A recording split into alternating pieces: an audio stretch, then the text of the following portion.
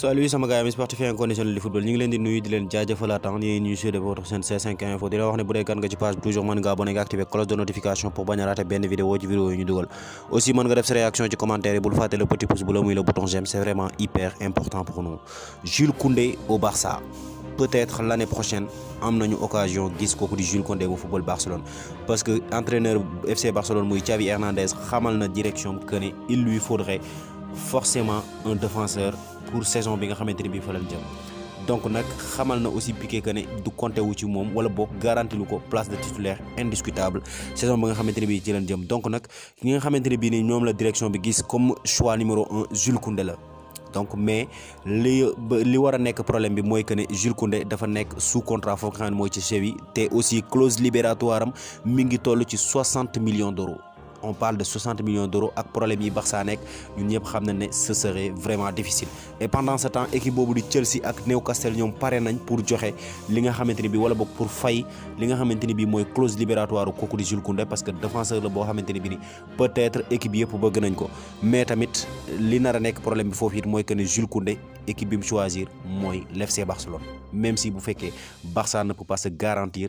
instant bi ñu toll ni jënd kooku di Jules Koundé mais nag en cas d'échec ci dossier boobu noonu Barcelone a un plan B. Plan B bi mooy kan n'est rien d'autre que le défenseur international sénégalais muy Kalidou Koulibaly. Donc nag pourquoi Koulibaly? Parce que Koulibaly benn année de contrat moo ko defee foofu ca Naples. Il est un défenseur de calibre mondial, il a 30 ans, a de l'expérience et tout, et franchement parler c'est l'homme idéal pour un remplaçant éventuel de ko nga xamante ni bi mooy Gérard Piqué ci axe bi te aussi il ne coûtera pas cher parce que comme ni ñu ko waxee il ne lui reste qu'une seule année de contrat. Donc selon vous amis sportifs et inconditionnels du football, question bi ma leen di poser foofu mooy ban défenseur ngeen bëgg a gis foofu ca Barça saison prochaine? Jules Koundé,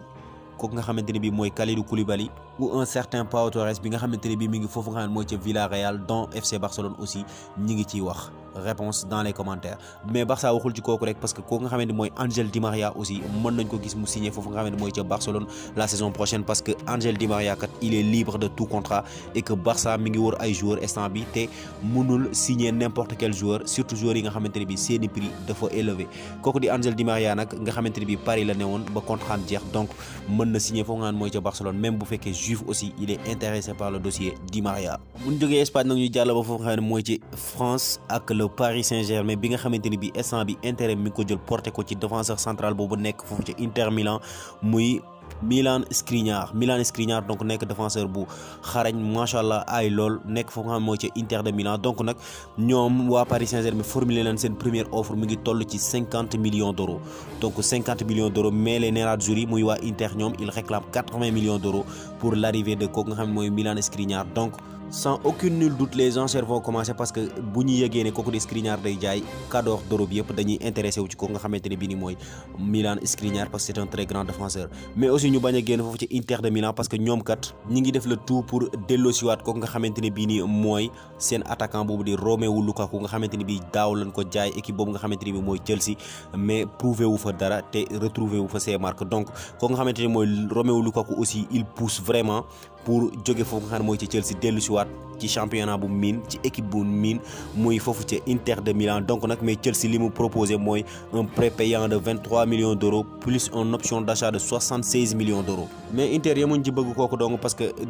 milieu terrain boobu nga xamante ni ma ngi ci Chelsea encore une fois muy Loftus-Cheek nga xamante ni bi di kooku di Thomas Tuchel da ko wax carrément que ne compté wu ma ci yow aussi waa Inter de Milan ñi ngi def le tout pour recruter ko ñoom waa Chelsea nag ñi ngi laaj 20 millions d'euros ci pour recruter ko xam ne mooy Loftus-Cheek. Donc nag